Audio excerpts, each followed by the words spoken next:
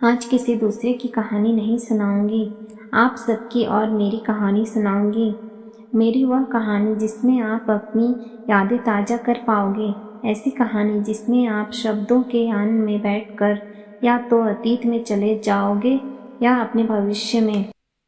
जब मैं छोटा था तब से एक चीज़ महसूस करता आया हूँ। चूँकि हम दो भाई बहन थे और जिस तरह अक्सर भाई बहन में नोक झोंक होती रहती है, हम में भी होती थी। रोज़ लड़ना तो जैसे हमारी आदत बन गई थी, बिना मार खाए मजाल हो कि कोई दिन कट जाए। हालांकि मैं बचपन से ही शांति सौहार्द प्रिय बालक था, पर कभी कभार स्थिति पाकिस्तान हिंदुस्तान के बॉर्डर जैसा उत्पन्न हो जाती थी। फिर गांधीगिरी की अहिंसा शब्द से मैं अ को हटा देता था और नरम दल का यह बालक एकदम गरम दल में तब्दील हो जाता था। लेकिन जब भी हमारे फादर साहब घर पर होते, मैं कभी नहीं लड़ता था। उस वक्त लड़ाई करने का मतलब खुद को शेर के मुंह में धकेलना जैसे। और दीदी के हौसले ऐसे मौक़ों पर और बुलंद हो जाते थे। वह जानबूझकर पंगे लेने लगती थी, क्योंकि उसको पता था कि उसकी ऐसे वक्त पर पूर्ण बहुमत वाली सरकार है और हम अल्पमत में ही गुजर बसती कर रहे होते थे। शायद आपने नोटिस किया होगा, हमारे भारतीय परिवारों में बेटियां अपने पापा की बहुत लाडली रहती हैं और बेटे माओ के। कभी कभार जब फादर साहब घर पर नहीं होते तो फिर हम आपस में खूब लड़ लेते थे और लड़ाई के बाद जब फैसला माँ तक पहुँचता तो वह कह देती दीदी को कि तेरी ही गलती है, और गलती चूँकि उसकी होती भी नहीं थी। मुझे उस वक्त बड़ा सुकून मिलता जब माँ कहती कि दीदी की गलती है, पर सामने से दीदी भी रोते हुए बोलने लग जाती कि माँ तुम भी इसी का पक्ष लेती हो, मुझे पता है। बस फिर क्या, दोनों के कान में मम्मी दो दो धर देती और फिर टाए टाए करते हम अपने अपने कोने पकड़ कर बैठ जाते। मैं रोता रोता भी हंस देता था और दीदी के नाक से बने बुलबुले को देखकर उसको भी हंसा देता था। उस जमाने में स्मार्टफोन नहीं थे, दूरसंचार था।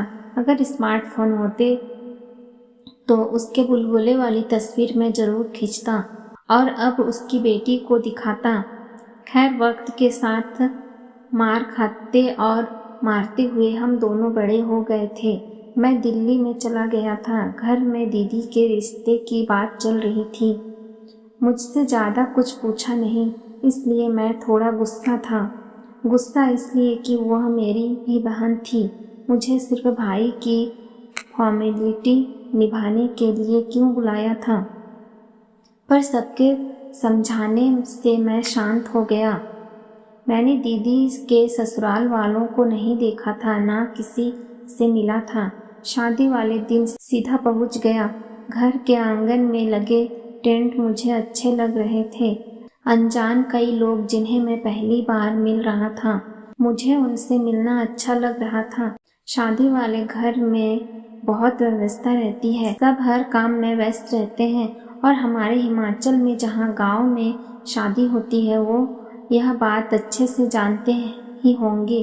कभी कोई सामान कम पड़ जाए तो भाग भाग कर और कई अन्य प्रकार से काम आपके समक्ष हर दम तैयार रहते हैं।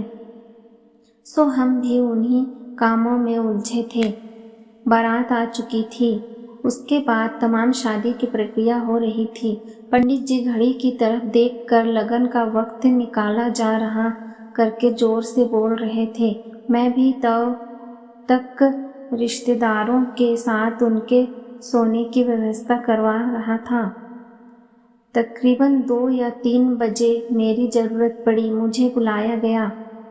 वेद जहाँ दूल्हा दुल्हन अग्नि की चारों ओर फेरे लेते, मैं परंपरा के हिसाब से कुछ कदम तक बहन को कर ले जाना होता है, तो वहाँ वह सब काम करके मैं दिन से बहुत थक गया था और मैं सोना चाहता था। मौका पाकर मैं 1 घंटे तक सो गया और तब तक बैंड बाजे वाले भाई साहब ने बैंड से बाजे में फूंक मारकर मानो मेरी नींद की रिटायरमेंट करवा दी हो। तमाम धार्मिक क्रिया संपन्न हो चुकी थी। सुबह का वक्त आ गया। यह वक्त होता है विदाई का। पहले जब भी किसी की बारात में गया मैं इस पल एकदम भाग जाता था, क्योंकि मैं किसी की आंखों में आंसू नहीं देख पाता था और यह मेरी कमजोरी है। मगर मैं ऐसी स्थिति में था जहां मुझे खड़ा रहना था, और वह भी उसी विदाई वाले वक्त। मेरी माँ और दादी आंखों में आंसू टपकाए काम किए जा रही थी। उनकी आंखों से आंसू बहे जा रहे थे। ताई चाची दीदी को समझा रही थी। पहली बार उसी दिन मैंने अपने शिमला वाले ताऊ जी को रोते देखा, और उसी दिन फादर साहब के भीगे तौलिए में मुंह छुपाते देखा। मैं खुद को कंट्रोल कर रहा था। दोस्त देख लेंगे तो क्या कहेंगे कि लड़कियों की तरह रो रहा।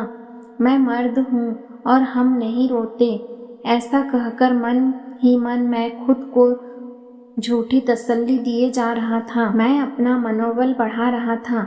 लेकिन दीदी क्या अब दोबारा यहाँ वैसे नहीं रहेगी जैसे वह अक्सर रहा करती थी, घर की महारानी बनकर? वो अब क्या मेहमान के जैसे आएगी? इन सवालों ने मेरे आंसुओं से बने बांध को मानो तोड़ सा दिया और गर्म धाराएं मेरे गालों तक बहने लग गई। वो विदाई होते भी कुछ सिर के ऊपर से फेंके जा रही थी। चावल के यह दाने वो अपने परिवार को बरकत के रूप लौटा रही थी। मेरी मौसी मुझसे कुछ बोल रही थी, समझाने का प्रयास कर रही थी, और मैं कुछ समझने की हालत में नहीं था। जिसकी बहन बेटी है वो शायद अच्छे से समझ पाएंगे। दीदी के ससुराल में जब मैं वहाँ से आने लगा तो अजीब सा कौतूहल मेरे अंदर चल रहा था। मैं एक बार फिर से उससे गले मिलना चाहता था, उससे कहना चाहता था कि मुझे पीट लिया कर, मैं हंस के मार खा लूँगा, लेकिन वापस अपने घर चल। इन सबके बीच मैं उसके साथ मिला। उसने मुझे बाहों में पकड़ लिया और रोने लग गई। इस तरह से वो कभी मुझसे नहीं मिली थी। मैंने उसे चुप कराते एक बड़ी सयानी बात कह दी। हालांकि उस वक्त मैं छोटा ही था, पर वह बात आज भी दीदी की सासू माँ मुझसे हंसते हुए बताती रहती है। मैंने उसका हाथ पकड़कर दीदी की सास के हाथ में थमा दिया और कहा था कि तू खुशकिस्मत है, दो माँ मिली है। मुझे आज भी याद है।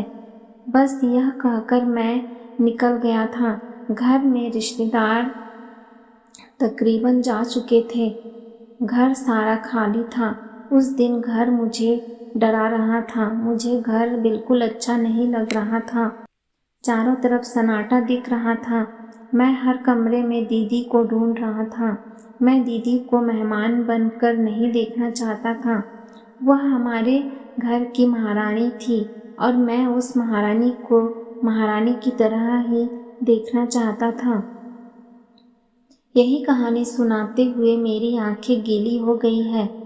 शायद इस दर्द को आप समझ सकते हैं। हमारी ऐसी प्यारी बहन जो हमारे साथ बहुत क्रिकेट खेला करती थी, कल से वह भी अंकुश के लिए केवल मेहमान हो जाएगी। फिर वह किसी तीज त्योहार पर ही आया करेगी। हमेशा मुझे घर में नहीं मिलेगी। जब भी मैं अब घर आऊँगा उसका यह खुद का घर अब मायका बन चुका होगा और कोई पराया घर उसका अपना घर। यही जिंदगी है और यही सत्य है। आज अंकुश खुश कम है और उदास ज़्यादा, क्योंकि उसकी बहन अब उसके घर की मेहमान बन जाएगी। दोस्तों, भाई बहन की यह कहानी आपको कैसी लगी? अच्छी लगी तो प्लीज़ इस चैनल को लाइक और सब्सक्राइब ज़रूर करें। धन्यवाद।